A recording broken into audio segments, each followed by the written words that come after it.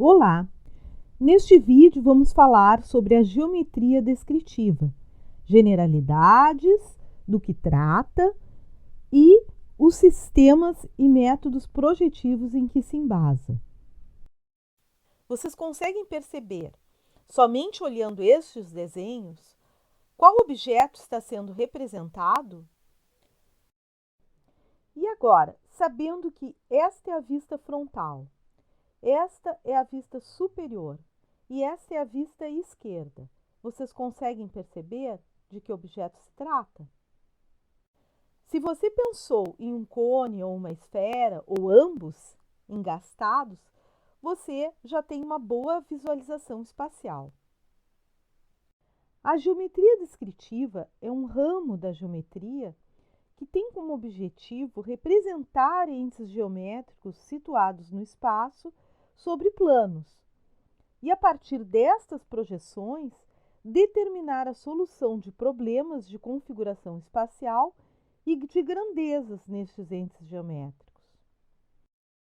A geometria descritiva, segundo Chaput, 1957, é a parte da matemática aplicada que tem por fim representar sobre um plano as figuras do espaço, de modo a se poder resolver, com auxílio da geometria plana, os problemas em que se consideram três dimensões.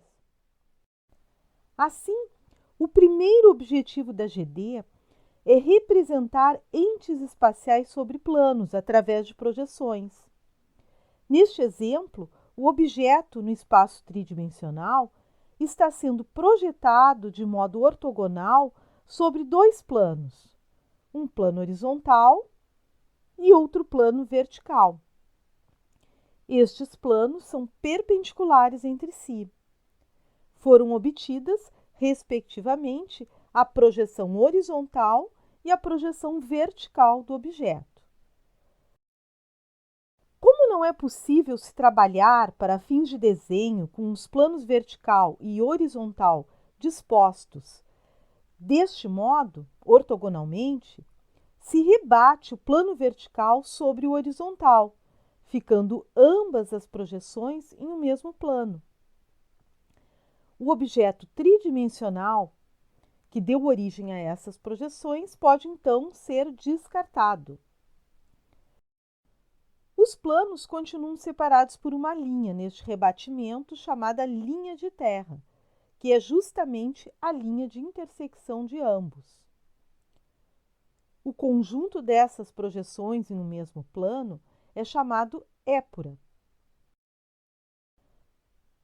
Kopecki, 1971, escreve: quando se trata de figuras do espaço, quer dizer, de três dimensões, a sua representação não apresenta as mesmas facilidades que as figuras planas. Por isto, se tratou de representar as figuras do espaço sobre um plano, de tal modo que desta representação se possa deduzir a figura no espaço, estudar suas propriedades, as relações que existem entre seus elementos e conhecer não só a posição destes elementos, bem como suas dimensões. O segundo objetivo da geometria descritiva é resolver, então, os problemas de configurações espaciais nos objetos e determinar grandezas. Como exemplo, suponha-se, como na figura, que se pretende seccionar o objeto do modo como está ilustrado e se determinar com que forma ficará esta seção. Na geometria descritiva, isto pode ser feito através de traçados geométricos. Estes traçados se dão justamente nas duas projeções, horizontal e vertical, dos entes tridimensionais sobre os planos de projeção. Na figura que iniciou esta apresentação, justamente, temos um outro exemplo de resolução de configuração espacial pela geometria descritiva. Neste caso, a linha de intersecção entre um cone e uma esfera foi determinada por traçados geométricos na épura, prescritos pela geometria descritiva. A determinação de dimensões, ângulos, áreas e volumes em suas verdadeiras grandezas também é realizada pela geometria descritiva. A geometria descritiva representa os entes tridimensionais através de desenhos. As vistas principais da GD, frontal e superior, são desenhos obtidos através da projeção dos raios que passam pelo objeto no espaço e chegam até os planos de projeção. Conceitualmente, a projeção de um ponto é o resultado da intersecção de uma reta que passa pelo ponto com um plano. A sombra de um objeto em um plano é uma projeção. Os raios de luz que incidem sobre cada ponto do objeto, ao interceptarem um anteparo como o chão, imprimem uma imagem do objeto no chão, que é a sua sombra. Os raios de luz que entram por uma janela, deixando a imagem desta janela no chão, igualmente projetam. Uma fotografia também é resultado de uma projeção. Os raios de luz refletidos pelo objeto fotografado imprimem no sensor fotográfico a imagem do objeto real. A fachada de uma construção, igualmente, é uma projeção. Na verdade, é uma vista frontal, como a vista frontal da geometria descritiva. Essa figura mostra as linhas retas imaginárias conectando o desenho impresso no plano até o objeto no espaço tridimensional, passando pelo plano de projeção e deixando nele impresso o desenho. Esta frase de Evans é muito interessante. Desenhos arquitetônicos são projeções, o que significa que formações organizadas de linhas retas imaginárias passam através do desenho até partes correspondentes da coisa representada pelo desenho.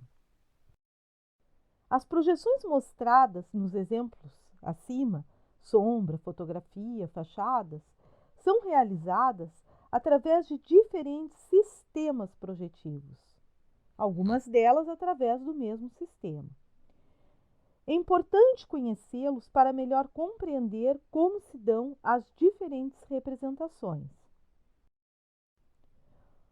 Os dois sistemas de projeção mais utilizados na área da representação gráfica são o sistema cônico e o sistema cilíndrico. O sistema que embasa a projeção fotográfica, a nossa visão e as perspectivas mais realistas é o sistema cônico. Neste, as retas projetantes convergem para um ponto, que se chama centro de projeção. Em nossa visão, os raios de luz refletidos pelo ambiente ao nosso redor chegam até a nossa retina.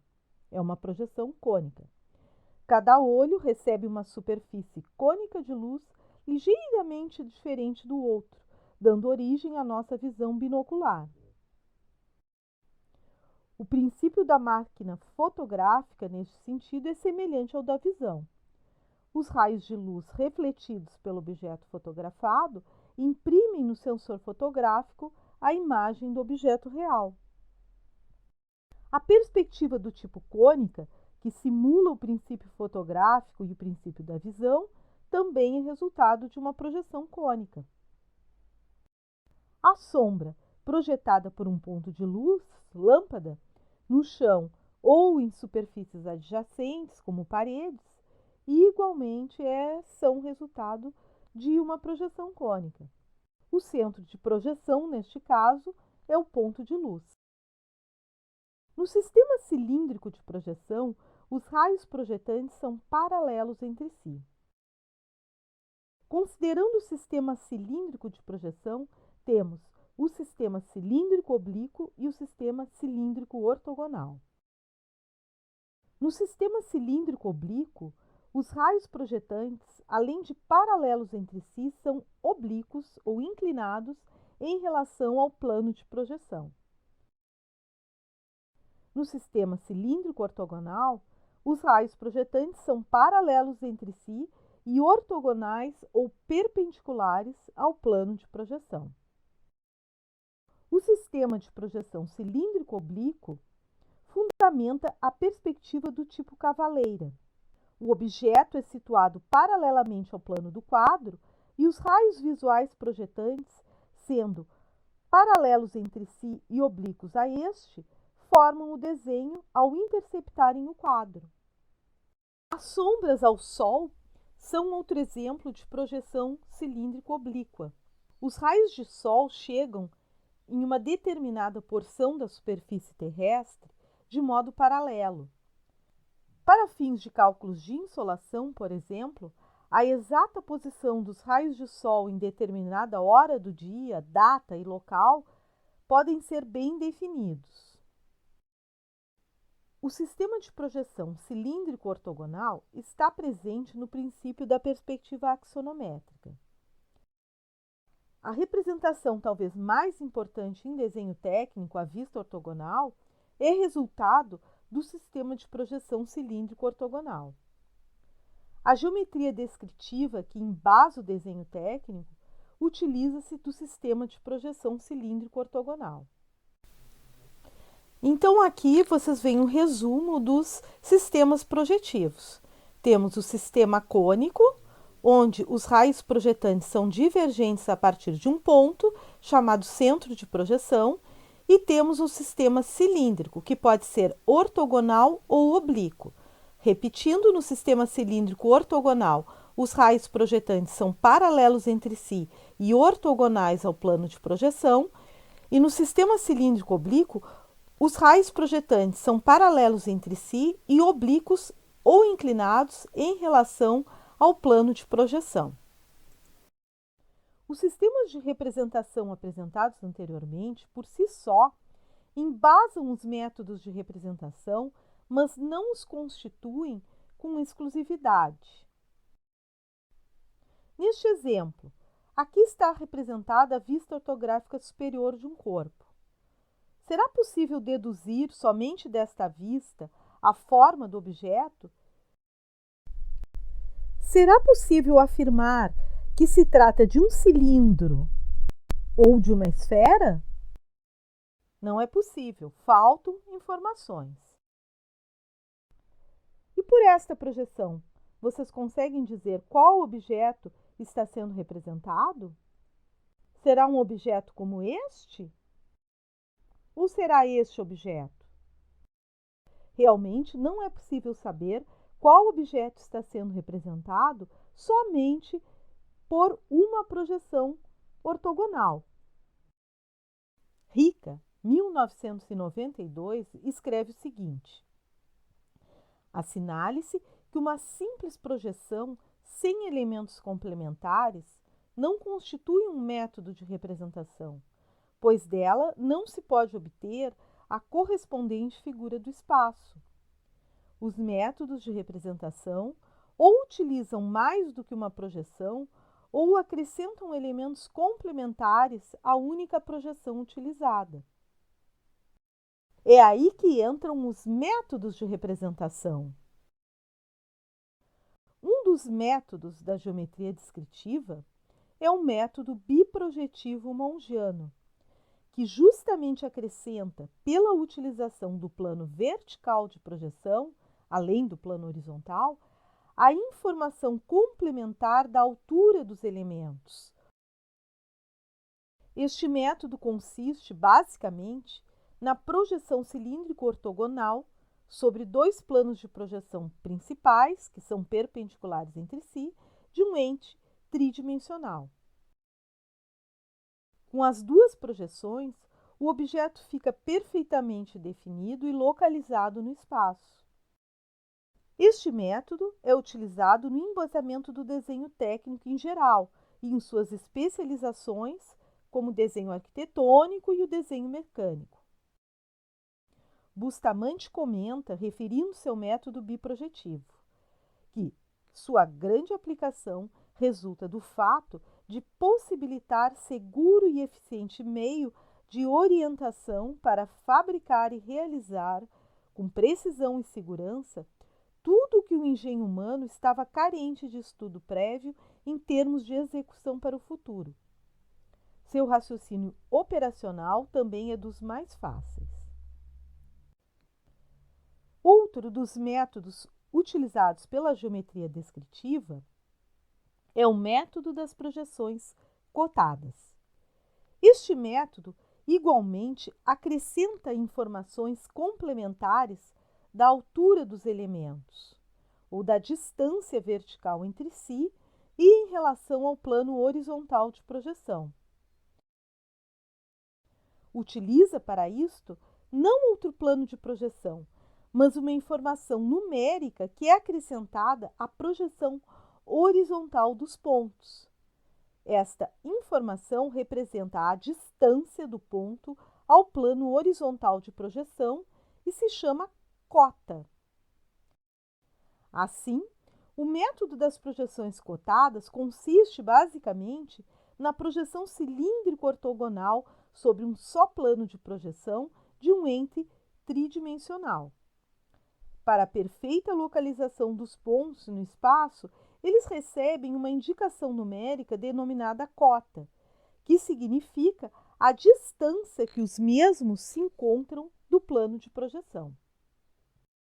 Este método possibilita a representação gráfica e a resolução espacial de grandes extensões horizontais que apresentam pequenas alturas ou profundidades. Este é o caso das representações topográficas. Então, aqui, de modo esquemático e resumido, vocês podem ver os principais conceitos do método biprojetivo e do método das projeções cotadas. O método biprojetivo consiste na utilização de dois planos de projeção e cada ente geométrico tem uma projeção vertical e uma projeção horizontal. O método das projeções cotadas se utiliza somente de um plano de projeção e os entes geométricos têm de ter uma especificação numérica que é a cota, que representa a sua altura ou a distância dos mesmos até o plano horizontal de projeção. A abordagem geométrica do espaço, propiciada pelos sistemas projetivos e pelos métodos de representação, tornou possível raciocinar e representar por imagens, o que foi um grande salto cultural. Em outro filme, abordaremos os aspectos históricos e a importância da geometria descritiva.